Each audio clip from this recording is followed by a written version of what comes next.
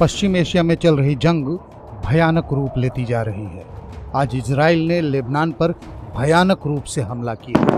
अपनी स्क्रीन पर धमाके का यह जो विजुअल आप देख रहे हैं, बताया जा रहा है कि यह इजराइल ने हिजबुल्लाह के ठिकानों पर किए हैं।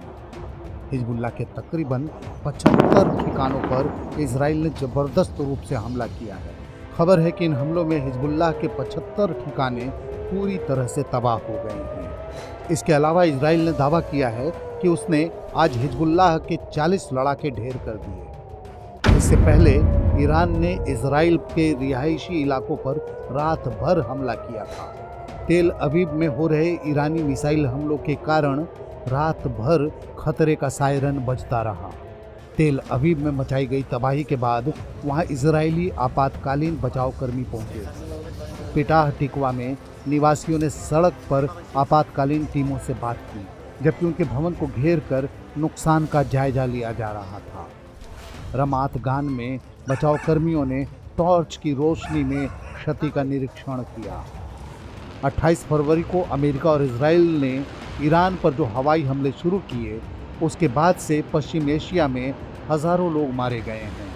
इन हमलों के जवाब में ईरान ने इजराइल, अमेरिकी ठिकानों और खाड़ी देशों पर हमले किए, जबकि लेबनान में एक नया मोर्चा खुल गया।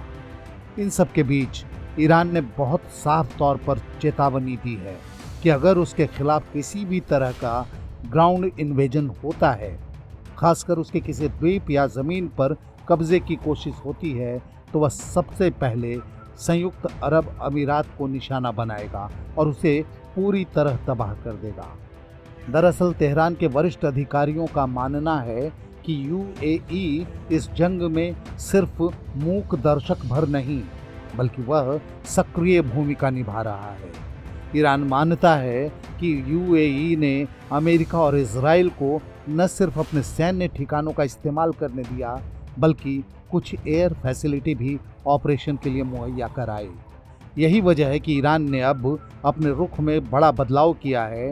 अब तक वह खाड़ी देशों को सीधे निशाना बनाने से बच रहा था और सिर्फ अमेरिकी सैन्य ठिकानों या इंटेलिजेंस बेस को ही टारगेट कर रहा था, लेकिन अब साफ कर दिया है कि अगर हालात और बिगड़े तो वह संयम खो देगा। इस खबर में फिलहाल इतना ही। देश और दुनिया की बाकी खबरों के लिए देखते रहिए India.com।